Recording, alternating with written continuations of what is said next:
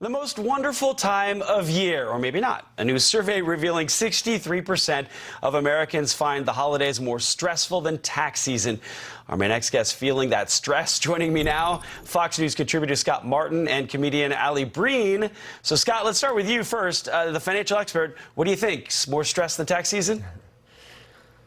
Probably, and that's also, Edward, because of expectations. You know, when I go into tax season, I don't really have high expectations. I expect things to go wrong, and therefore they typically do on April 15th and afterwards. But if you look at Christmas, you look at the holidays just in general, there's a lot of expectations of things to go right, and seeing that loved one or loved ones and the food being great and everybody acting very nice to each other. And when something goes wrong, which is because everybody's expecting things to go so well, that's why it might feel so bad.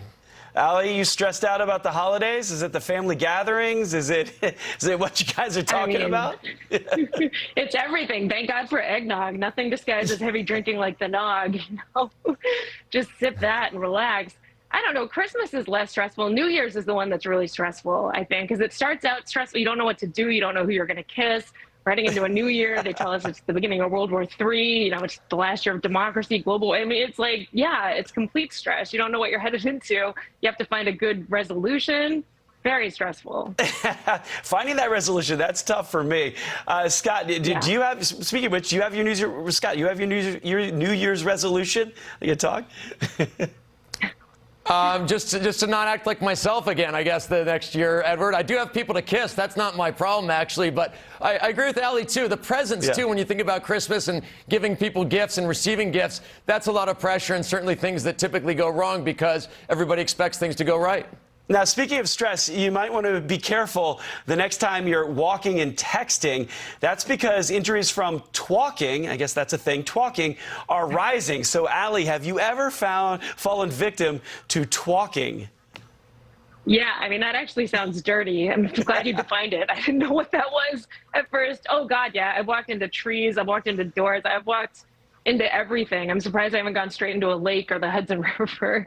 It's dangerous. Yeah, you got to pay attention to your surroundings, but it's hard. You got to text. You got to let people know what's going on.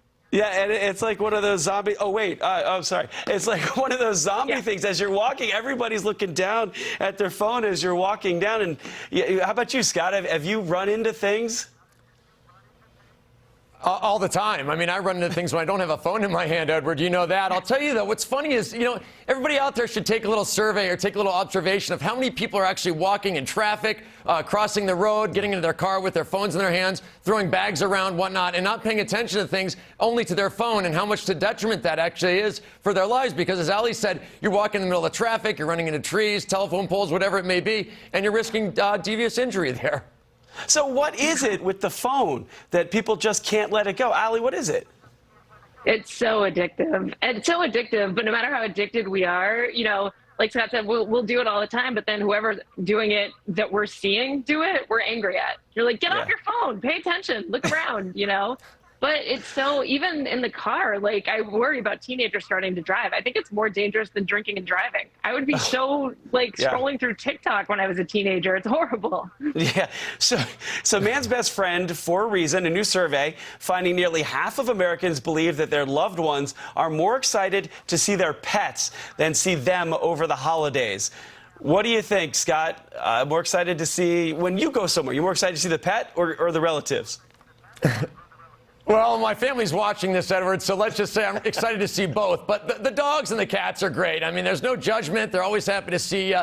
Sure, they maybe make a mess when they're eating, but hey, that's a small price to pay versus your relatives. But a quick story on Christmas last week for us, our dog bit a couple of our guests that came over. So that's something to kind of put in peril as well, because our guests, the humans, didn't do that, but the dog did. Oh, yeah, I'm a pet rattlesnake. That would be hard, too, to go think. But, Ali, so what about you? You more excited to see the pets?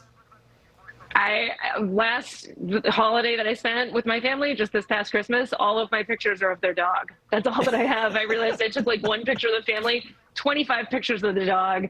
You know, this dog didn't bite. It's all full of love. We did have one human who bit people, though. So we were, unfortunately,